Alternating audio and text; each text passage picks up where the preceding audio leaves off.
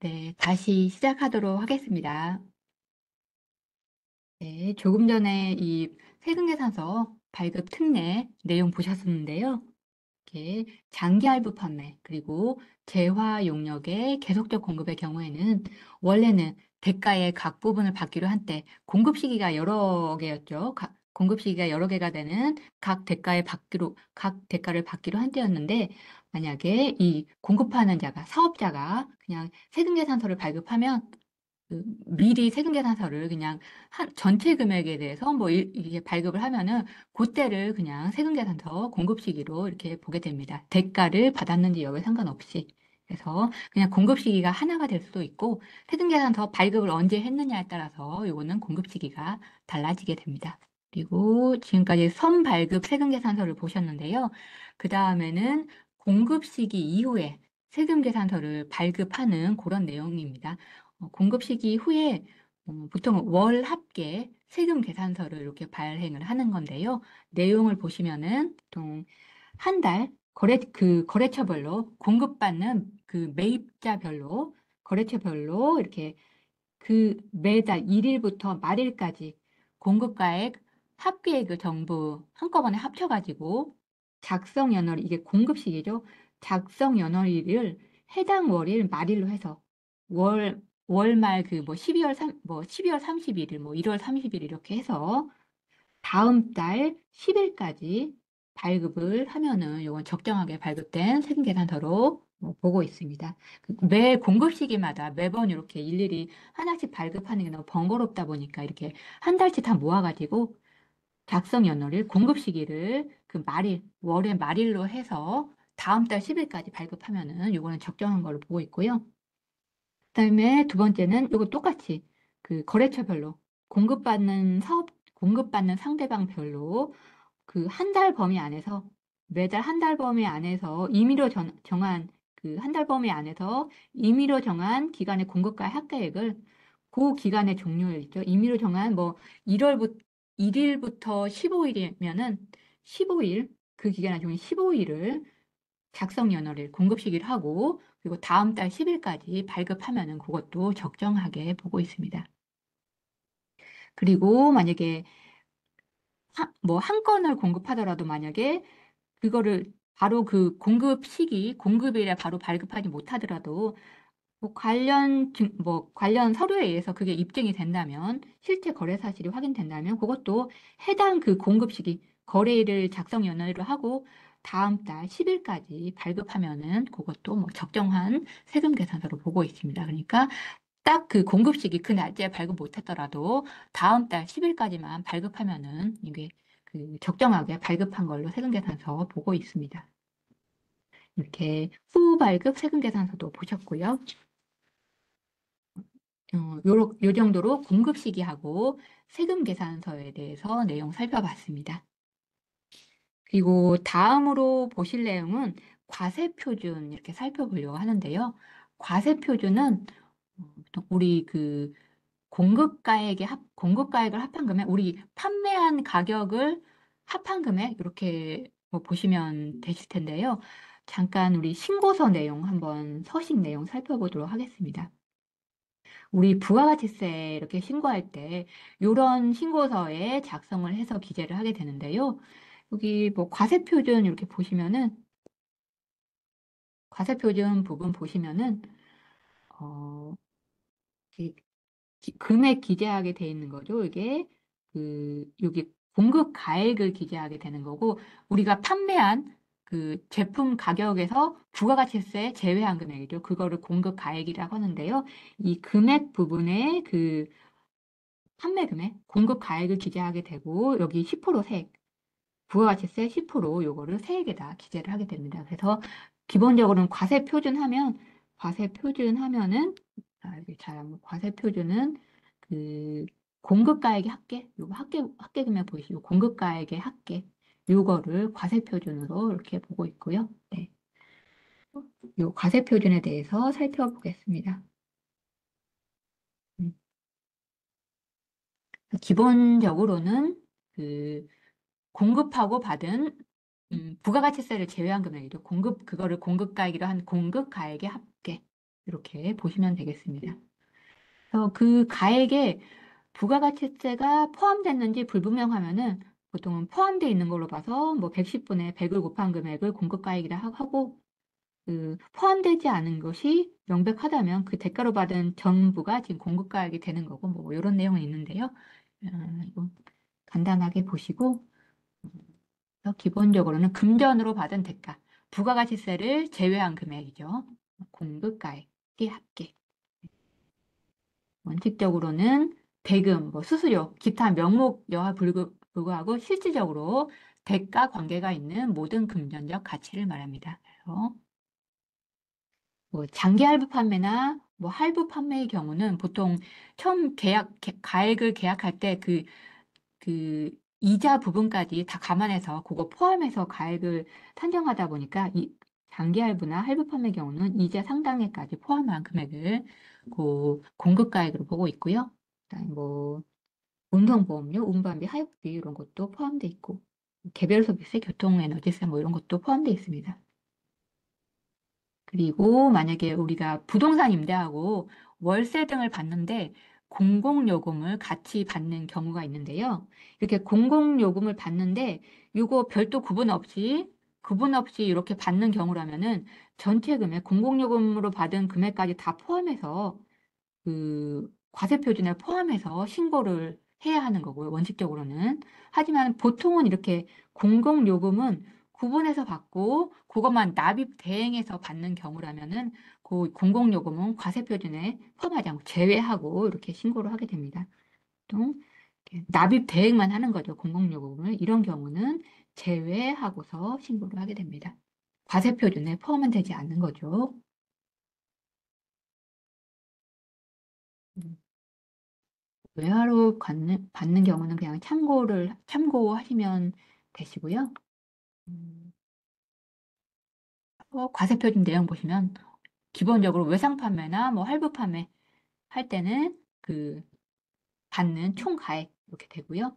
그다음에 장기 할부 판매, 완성도 기준, 중간 지급, 계속적 공급의 경우는 계약에 따라 받기로 한 각 부분이 있죠. 그거를 다 합한 금액이 전체 그 과세 표준이 되는 거고요. 하지만 그 받은 금액이 과세 기간이 다 다르다면은 과세 기간별로 따로따로 신고를 해야겠죠. 밑에 내용은 참고를 하시면 되겠고요. 그리고 만약에 교환 거래의 경우, 금전 말고 다른 뭐 재화나 용역으로 받았다면은 그런 게 교환 거래인데 그런 경우는 원칙적으로는 자기가 공급한 재화 용역의 시가가 공급 가액이 되고 그거를 그 과세 표준에 포함해서 신고를 하게 됩니다. 그래서 교환 거래의 경우는 원칙적으로는 자기가 공급한 재화 용역의 시가 그런데 만약에 내가 공급한 재화 용역의 시가를 알 수 없다 하면은 자기가 공급받은 재화 용역의 시가, 요거를 공급가액으로 보게 되고요. 그리고 요것도 알 수가 없으면은 별도로 뭐 이게 법인세법이나 소득세법에서 시가로 이렇게 보고 있는 뭐 감정가액, 별도 평가액 이런 거를 적용해서 공급가액을 계산을 하게 됩니다. 그리고 시가 정의 한번 보시면 시가는 특수 관계 없는 자와 이 해당 거래와 유사한 상황에서 계속적으로 거래한 가격 아니면 삼자 간에 일반적으로 거래된 가격 이런 걸 시가라고 하고 있습니다. 시가 용어가 자주 뭐 부가가치세법에서도 그렇고 다른 뭐 소득세법이나 법인세법에서도 시가라는 용어가 많이 언급이 되는데 기본적으로 시가 이렇게 정의는 이렇게 되고 있습니다. 참고하시면 좋을 것 같고요.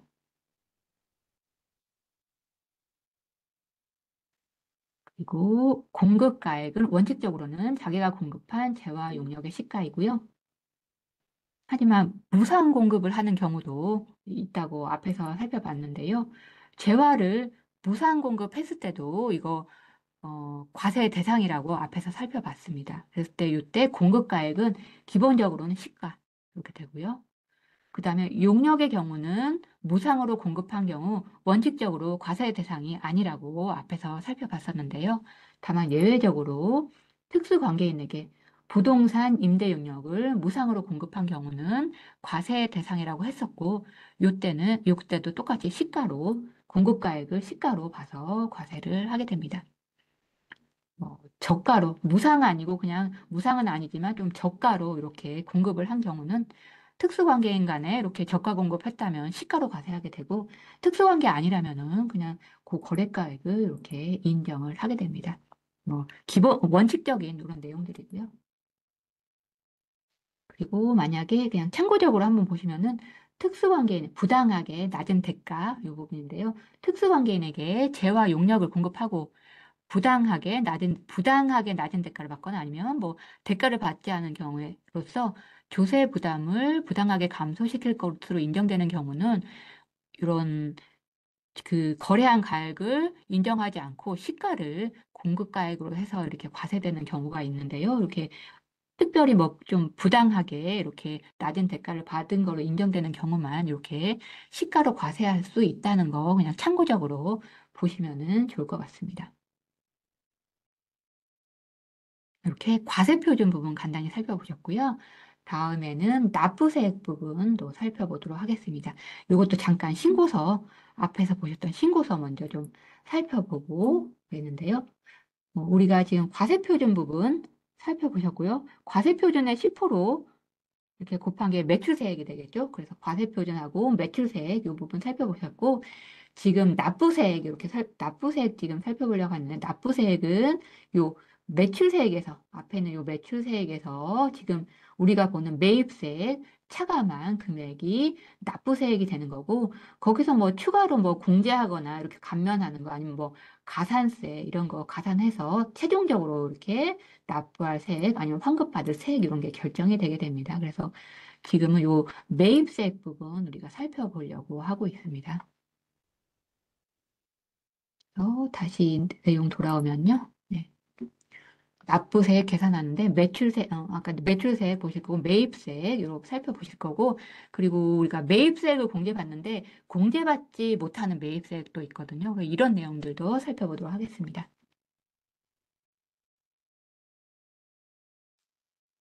기본적으로는 이렇게 매출세, 과세표준에 10% 세율 곱하면 보통 매출세액 계산되고 여기서 매입세액을 차감해서 납부할 세액을 구하는데 매입세액에는 보통 우리가 뭐 세금계산서 받은 거하고 신용카드 받은 거 이런 거 매입세 공제 받을 수 있고 그 외에도 뭐 의제 매입세 공제하는 것도 있고 있습니다. 하지만 이 중에서 공제받지 못하는 매입세액은 차감해서 이렇게 공제를 받는 거죠. 또 뒤에 뭐 추가로 뭐 공제받을 수 있는 뭐 이런 내용들이 있습니다. 가산세, 뭐 세금계산서 관련해서 뭐 잘못 발급하면 가산세 과세될 수도 있고 신고를 좀 뭐 늦게 하거나 뭐 아니면 뭐 납부를 늦게 하면은 또 추가로 가산세 이렇게 추가가 될 수가 있습니다.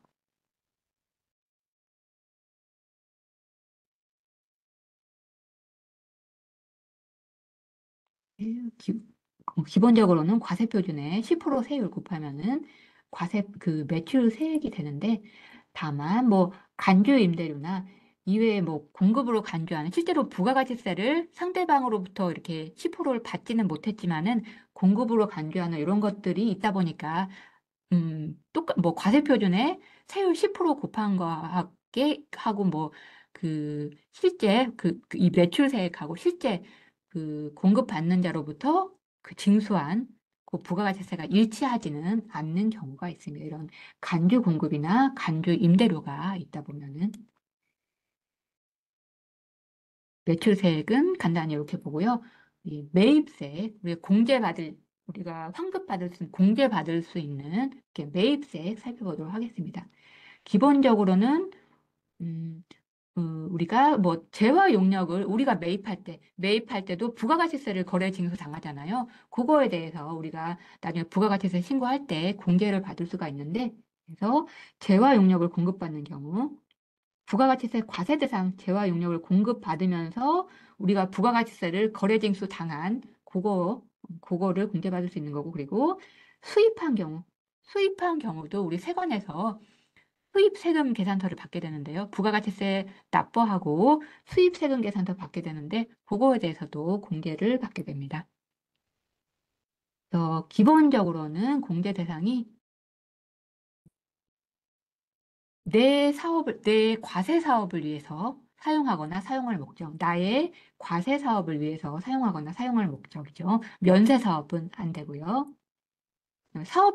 내가 사업자 등록을 하고, 그 다음에 내 사업자 등록번호로 세금 계산서를 받고, 그리고 나중에 그 부가가치세 신고할 때 매입 세금 계산서 학계표 작성해서 신고를 해야 되는 거죠. 신고를 해야 이걸 공제를 받을 수 있는 거죠. 그래서 기본적으로는 공제 요건이 이렇고요. 그다음에 공제받을 수 없는 경우, 기본적인 거는 내 사업과 직접 관련이 없는 거, 면세에 관련되거나 아니면은 그 사업과 관련이 없이 뭐 개인적인 이런 용도 관련된 매입세액은 공제받을 수 없는 거죠. 그리고 면세 관련된 거, 그리고 토지, 토지 조성이나 토지와 관련된 뭔가 이런 거 관련된 매입세액은 공제받을 수 없습니다. 그리고 우리 뒤에서 보시겠지만 개별 소비세가 과세되는 승용차 관련된 이런 매입세, 요 승용 자동차를 뭐 사업과 관련해서 사용했더라도 요 관련된 승용 자동차 매입이나 아니면 뭐 관련 뭐 휘발유 매입하거나 뭐 관련 뭐 수리비, 임차료 이런 게 발생했더라도 기본적으로는 요 승용 자동차 관련된 거는 매입세 공제를 받을 수가 없습니다. 그리고 접대비 관련된 거. 우리가 용어가 최근에 기업 업무 추진비로 이렇게 용어가 바뀌긴 했는데요. 접대비 관련된 것도 매입세액을 공제받을 수가 없습니다. 그리고 두 번째로는 사업자 등록 전에 뭐 이렇게 발생한 그런 거라면은 그것도 원칙적으로 공제받을 수 없는 거고요. 그리고 세금 계산서를 받지 않았거나, 그리고 세금 계산서 내용이 뭔가 잘못되게 기재된 걸 받았거나, 그러면 공제받을 수 없고, 그리고 뭐 이 내용을 나중에 매입세금 계산서 학계표 작성해서 제출해야 되는데 그런 거를 제출하지 않거나 아니면 좀 내용이 잘못 기재됐거나 이러면 공제를 받을 수가 없는 거죠.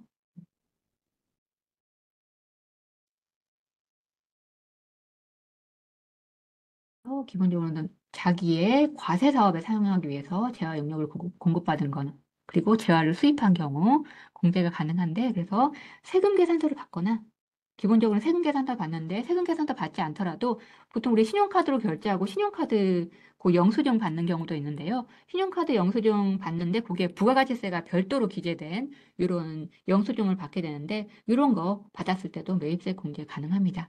그리고 매입자 발행 세금 계산서가 있는데요. 그 공급받고 내가 뭐냐면 공급한 사업자가 발급을 안 해주는 경우가 있을 수가 있는데 그런 경우 그, 그 공급받는 자가 세무서에 내가 실제 이렇게 매입을 했다고 이렇게 뭐 세금계산서 발행을 신청하면은 세금계산서를 발급받고 또 매입세액을 공제받을 수 있는 경우가 있습니다. 그래서 매입자 발행 세금계산서에 의한 경우도 매입세 공제받을 수 있습니다. 그 외에 뭐 의제 매입세 공제 이런 것도 있고요. 뭐 세금 계산서 받아도 되고 아니면 신용카드 매출전표 그 영수증 부가가치세가 구분 기재된 영수증을 받아도 매입세 공제 가능합니다. 다만 이런 업종들로부터 이렇게 신용카드 영수증 부가가치세 별도 기재된 거 받았더라도 이런 업종으로부터 받은 경우는 그거 매입세 공제를 받을 수가 없습니다. 이거는 예외적으로 공제가 안 되는 업종들입니다.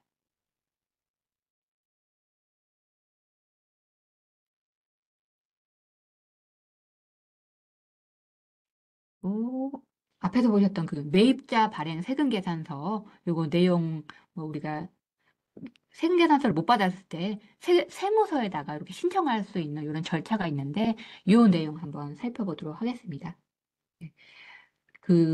만약에 사업자가 재화 용역을 공급받았는데 상대방으로부터 세금 계산서 받지 못하면은 매입세액을 공제받을 수가 없는데요. 그래서 공급자가 그걸 발행해주지 않는 경우 매입자가 공급받은 자가 세무서에 신청해서 요거 세금 계산서를 발급할 수 있는 경우가 있습니다. 그 요건하고 절차 한번 이렇게 살펴보면요.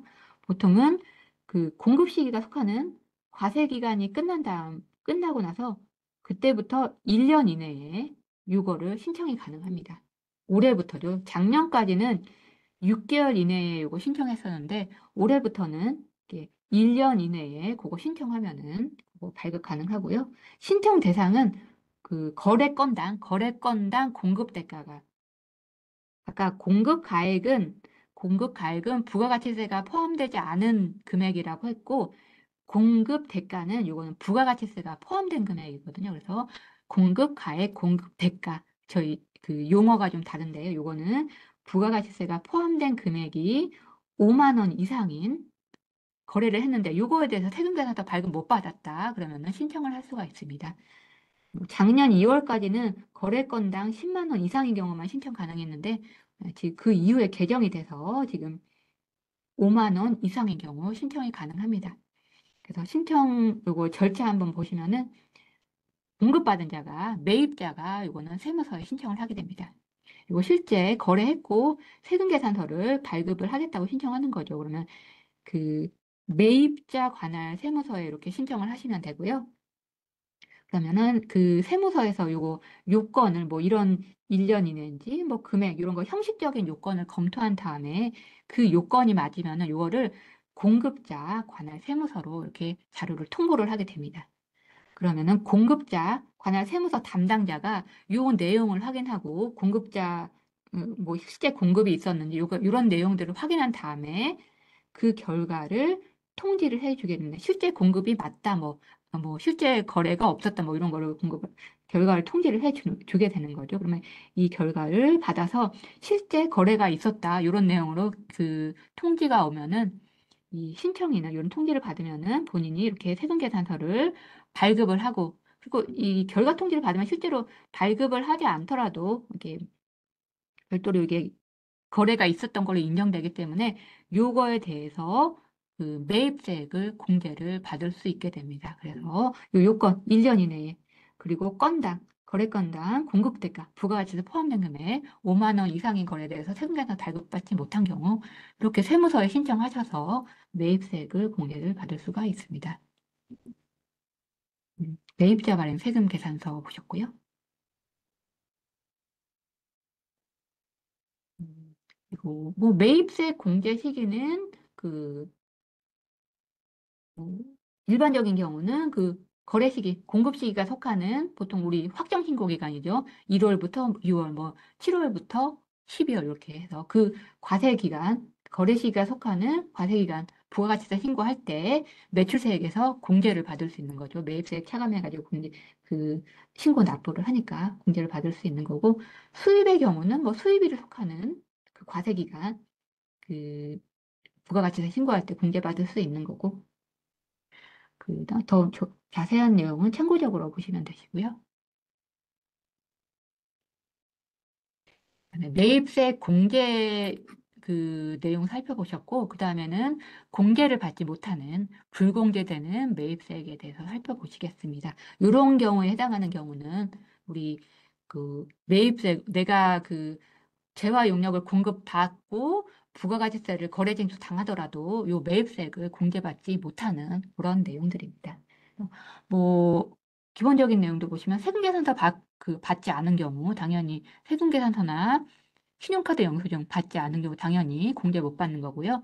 그리고 그 내용이 그 사실과 다르게 기재되거나 뭔가 뭔가 필요적 기재 사항들이 뭔가 부실하게 기재돼 있거나 그런 경우 사실과 다르게 기재된 경우, 이런 경우 공제를 받을 수가 없습니다. 그리고 요 세금계산서 받았더라도 신고기간에 요 합계표를 제출을 해야 공제를 할 수 있는데, 이거 제출을 안 하면은 뭐 그 공제받지 못하는 거고요. 하지만 나중에라도 요거 신고 당시에 신고 기간에 요거 제출 못했더라도 나중에 뭐 수정 신고하시거나 경정 청구하실 때 뭐 세금계산을 포함해서 그거 후에 신고를 하시더라도 그게 거래 사실이 맞다면은 공제는 받을 수가 있습니다. 그리고 내 과세사업과 직접 관련이 없는 뭐 매입에 대한 매입세액도 공제받을 수 없는 거고요. 그다음에 그 개별 소비세 과세 대상의 승용차 구입, 그리고 요거를 승용차를 임차, 빌리는 거, 임차하는 비용, 아니면 유지, 뭐 수선비, 아니면 뭐 휘발유 뭐 사용한 금액, 이런 것도 공제를 받을 수가 없습니다. 그리고 접대비 관련된 매입세액도 공제를 받을 수가 없고요. 그리고 면세사업 관련된 것도 공제를 받을 수가 없습니다. 이게 면세사업도 하고 과세사업도 같이 겸업으로 하고 있다면은 이때는 뭐 좀 안분계산을 하는 경우가 있는데요. 일단은 면세사업 관련된 거는 안분계산에서 공제를 받을 수가 없습니다. 그리고 토지와 관련된 매입세, 토지 매입, 그리고 뭐 토지 조성 관련 이런 매입세 공제를 받을 수가 없습니다. 그리고 사업자 등록 전에 이렇게 발생한 매입세액도 뭐 원칙적으로는 공제를 받을 수가 없는 내용들이고요. 그래서 이 내용들에 대해서 하나씩 이렇게 살펴보도록 하겠습니다. 먼저 세금계산서를 발급받지 않거나 뭐 세금계산서나 뭐 신용카드 영수증이죠.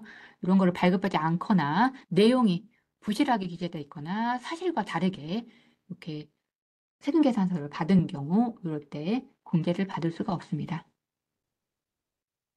밑에 불공제 사례 보시면은 실제로 A로부터 공급받았는데 A가 공급했는데 B가 공급한 걸로 이렇게 세금계산서 작성해서 받았다면 이거 공제받을 수가 없고요. A로부터 공급받았는데 B로부터 공급받은 걸로 이렇게 세금계산서 공급자가 B로 작성돼 있다면 이거 공제받을 수가 없습니다. 그리고 실제 거래 안 했는데 매입 안 했는데 매입한 걸로 해서 이렇게 세금계산서 작성해서 요거 받았다면 이것도 공제받을 수가 없습니다. 그리고 실제 가액보다 과다하게 공급가액하고 그 세액 과다하게 이렇게 기재된 세금계산서 발급받았다면 그 과다하게 기재된 금액만큼은 매입세액을 공제받을 수 없습니다.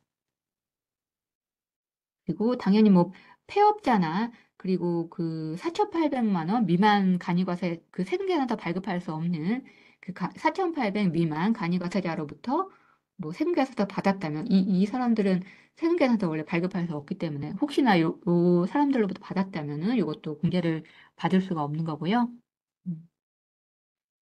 음, 그리고 요거는 좀 복잡한 내용이긴 하지만 우리가 그 공급 시기에 세금 계산서를 못 받았더라도 보통은 우리 확정신고 있잖아요. 그럼 확정신고 기한이 보통 뭐 1월 25일 그리고 1월 25일 그리고 7월 25일 이렇게 되는데 이 다음 날부터 1년 1년 이내에 세금 계산서를 받았다면 그거는 매입세 공제는 가능하거든요. 뭐 가산세가 부과될 수는 있지만은 매입세 공제는 가능한데 이 확정신고 기간 다음 날부터 1년이 경과한 후에 이렇게 세금 계산서 받았다면은 이것도 매입세액을 공제받을 수가 없습니다.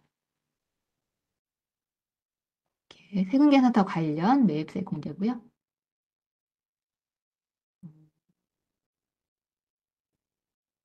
그다음에 앞에 불공제 사례 보셨는데 이거는 예외적으로 또 공제받을 수 있는 사례인데요. 앞에서 사업자 등록 전에 그 매입세액 발생한 경우는 공제를 받을 수 없다고 했는데 만약에 우리가 사업자 등록 신청했는데 그 등록증 발급될 때까지 조금 시차가 있다. 그 사이에 만약에 매입세액이 내가 매입해가지고 매입세액이 발생했다면 그때 주민등록번호로 기재해서 발급받았다면은 요거는 공제를 받을 수가 있습니다. 그리고 세금계산서에 이 기재사항이 뭔가 필요적 기재사항이 아까 부실 기재되면 공제받을 수 없다고 했는데 이게 뭐 관련 뭔가 증빙 서류에 의해서 착오로 뭔가 잘못 기재됐다 이런 게 확인이 된다면은 그것도 뭐 기본적으로 원칙적으로는 이렇게 공제를 받을 수 있는 걸로 이렇게 보고 있고요. 그리고 또 공급 시기가 속하는 확정 신고기한데 아까 1년 이내에 기본적으로는 1년 이내에 이렇게 발급받았다면 기본적으로는 매입세 공제를 받을 수 있습니다. 이렇게 구분된 이유는 확정 신고 기간 이내에 뭐 이렇게 요 1년 이내 이렇게 구분되어 있는 거예요. 이때마다 조금 매입세 공제는 받을 수 있는데 가산세가 조금 차이가 있기 때문에 이렇게 구분해서 이렇게 기재가 돼 있고요. 기본적으로는 공급 시기에 못 받았더라도 확정신고 기간 이내 받거나 아니면 요 확정신고 기간보다 다음날, 그러니까 1년 이내에 받았다면은 이때는 매입세 공제는 받을 수가 있습니다. 이런 내용들이 있고요. 네.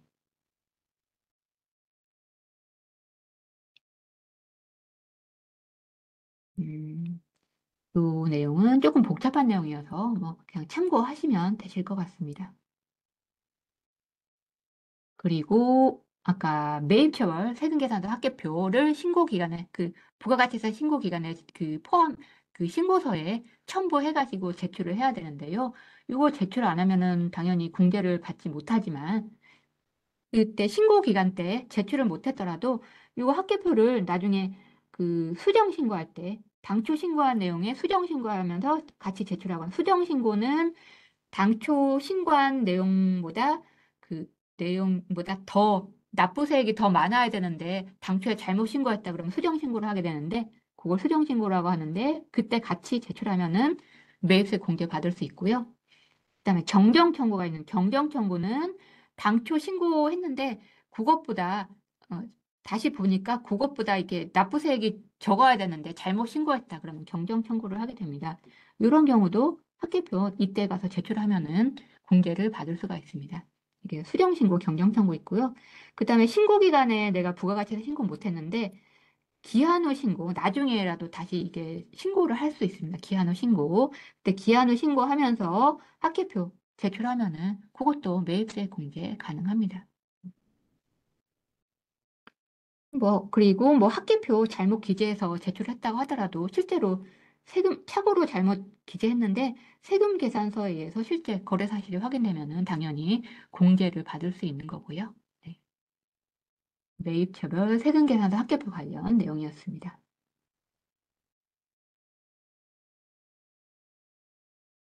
그리고 내 과세 사업과 직접 관련이 없는 이런 매입, 지출에 대한 관련 매입세액은 공제를 받을 수 없다고 앞에서 살펴봤었는데요.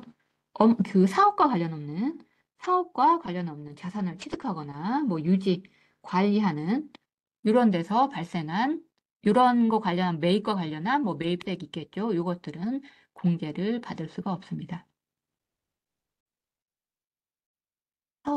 과세 사업과 직접 관련이 없는 지출이죠.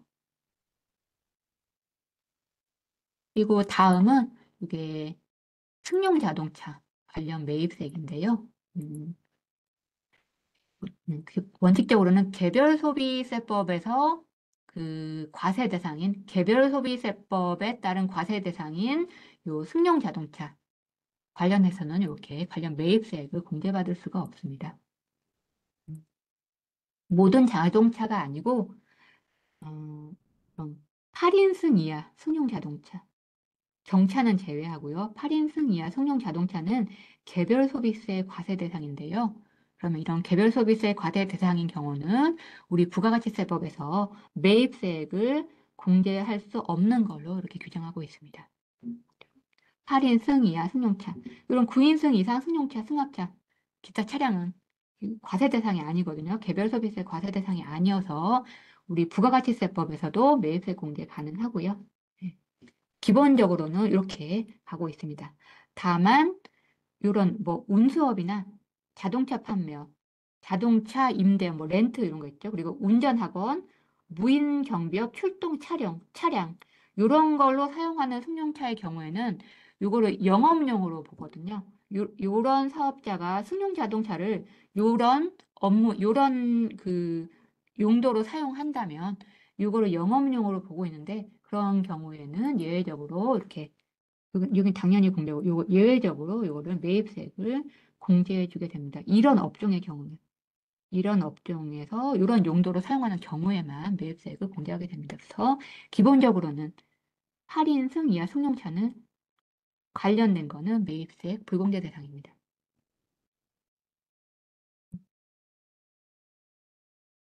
그래서 일반적인 사업자의 경우 이렇게 승용차 관련 그 뭐 승용차를 그 주차하는 주차장 임차료가 발생했다면 그것도 불공제 대상이고, 뭐 주차료도 그렇고요. 대리운전 관련 뭐 매입세 발생했더라도 그거는 공제를 받을 수가 없습니다. 음. 이 승용차를 내 사업에 사용했더라도 업무용으로 그 요런 업종에 사용한 경우만 영업용이고, 요 업무용은 내 사업과 관련해서 사용했더라도 그 8인승 이하 승용 자동차는 기본적으로는 공제를 받을 수가 없습니다. 이 업무용하고 영업용하고 용어가 지금 차이가 있습니다.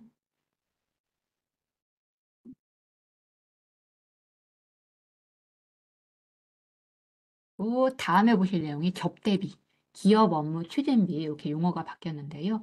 요거 관련된 지출과 관련해서 발생한 매입세, 요것도 공제를 받을 수가 없습니다.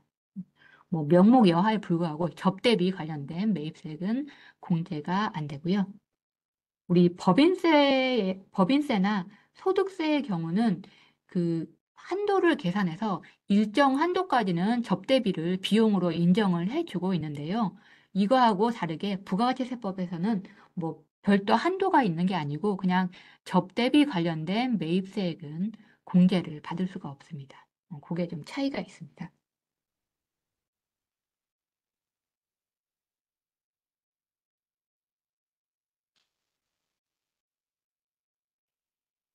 기본적으로는 접대비하고 이와 유사한 비용과 관련한 매입세액은 공제를 받을 수가 없는데요.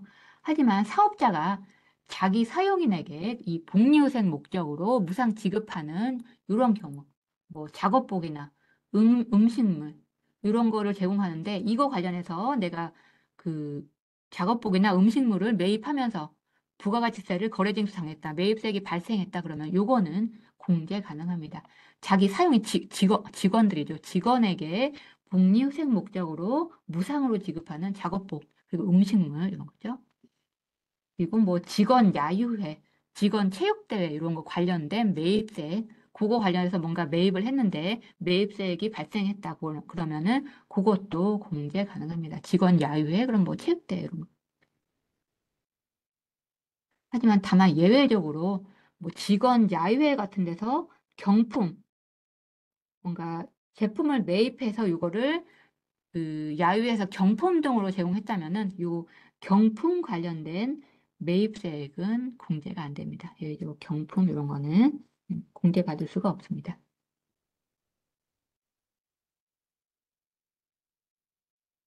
네, 접대비 관련 매입세액 보셨고요. 다음은 면세 사업 관련된 매입세액 보시겠습니다. 부가가치세가 면세되는 면세 사업 관련되는 그 매입세액은 기본적으로 불공제 대상입니다. 면세 사업 등을 위한 투자 관련 매입세 포함해서 기본적으로는 공제를 받을 수 없고요. 음, 밑에 사례는 그냥 참고, 이거는 면세는 아니고 그냥 용역을 무상 공급했을 때는 앞에서 그 부가가치세 과세 대상이 아니라고 말씀드렸는데요. 그래서 이게 용역의 무상 공급이 부가가치세 과세 대상이 아닌 거지 면세와 관련된 건 아니거든요. 그래서 혹시나 이렇게 무상 공급은 했지만은 요거 관련한 매입에서 매입세액이 발생했다면 매입세액은 공제 가능합니다. 그래서 보시면 뭐 사업자가 건물 신축하면서 관련 매입세액이 있겠죠. 근데 이거를 특수관계자 아닌 자에게 혹시나 무상임대 했다면, 특수관계자한테 무상임대 했다면 요거는 그거는 과세 대상이 돼. 이거 뭐 특수관계자에게 아닌 자에게 혹시 무상 임대했다면은 과세 대상이 아닌데, 그렇더라도 뭐 면세사업 관련된 건 아니기 때문에 관련 매입세액은 공제를 받을 수가 있습니다. 이거는 면세 관련된 사업은 아닌 거죠, 이거는.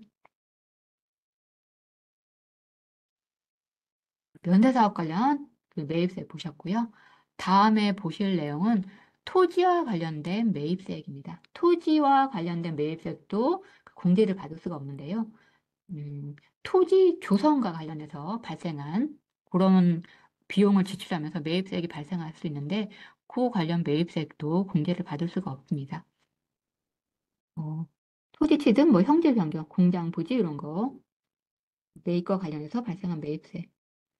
그리고 두 번째 보시면 건축물이 있는 토지를 취득 후에 그 건축물을 철거하고 토지만 사용할 목적으로 이렇게 건축물하고 토지를 같이 매입했다면 나중에 철거하고 토지만 사용할 목적으로 그러면 이거는 토지 관련된 매입으로 보거든요. 그래서 이 건물 취득 그리고 철거 관련해서 매입세액이 발생한 경우 그거는 토지 관련 매입세액으로 봐서 공제를 받을 수가 없습니다.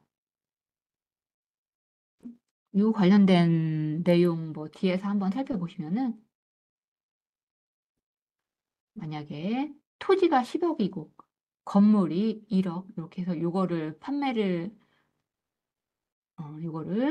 양도를 하는데요. 근데 이 양도받은 사람이 요거를 매입을 한 다음에 건물 철거 후에 상가를 신축하려는 목적으로 이렇게 매입을 하고 있습니다.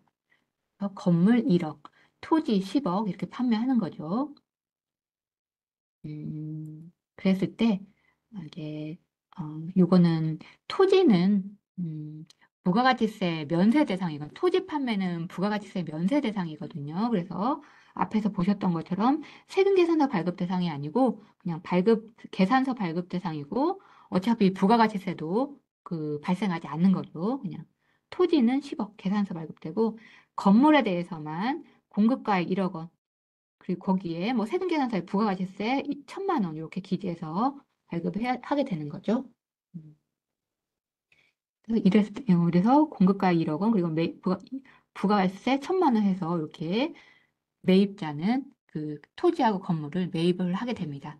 그리고 나서 이 매입자가 이거를 바로 철거를 하고 이게 건물을 지으려고 철거를 하는 거죠. 그래서 철거하는데도 다른 그 철거 용료 공급받으면 3천만 원 이렇게 공급가액이 발생한 거고 거기에 대해서도 매입세 이렇게 부가가치세 거래징수 당했겠죠. 여기 부가가치세 거래징수 당하고 여기도 부가가치세 이렇게 거래징수 당했는데 요거가 원래는 토지 관련된 건물 관련된 거긴 하지만은 이렇게 철거 후에 다시 상가를 신축할 목적이라면 다른 철거하고 사용할 목적이라면 요거는 토지와 관련된 매입세액으로 봐서 전부 요 부가가치세나 요 부가가치세 내가 거래징수 당했지만은 결국은 공제를 받지 못하게 됩니다. 토지 관련 매입세액으로 봐서 공제를 받지 못하게 됩니다.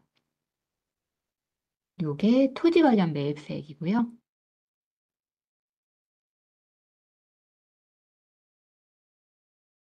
다음에 보실 내용이 사업자 등록 전에 매입세죠.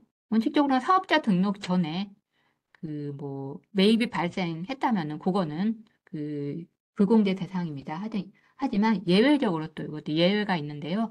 예외적으로 내가 사업자 등록을 좀 늦게 한 거죠. 공급 시기가 속하는 과세 기간이 끝난 다음에 20일 이내에 사업자 등록을 신청했다면 그 등록 신청일부터 공급 시기가 속하는 과세 기간, 뭐 기산일까지 역산한 기간 내 매입세금 공제 가능하다 이렇게 설명하고 있고요. 이 내용 보시면은 원래는 사업을 개시하면은 사업자 등록을 바로 해야 되는데 사업자 등록을 바로 못 한 거죠. 그래서 이게 요때 매입이 발생하고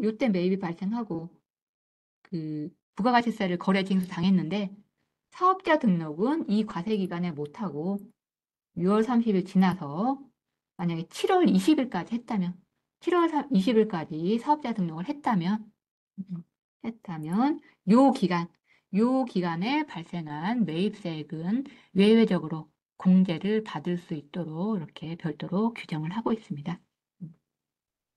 여기까지 사업자 등록 전 매입세액까지 이렇게 살펴봤고요.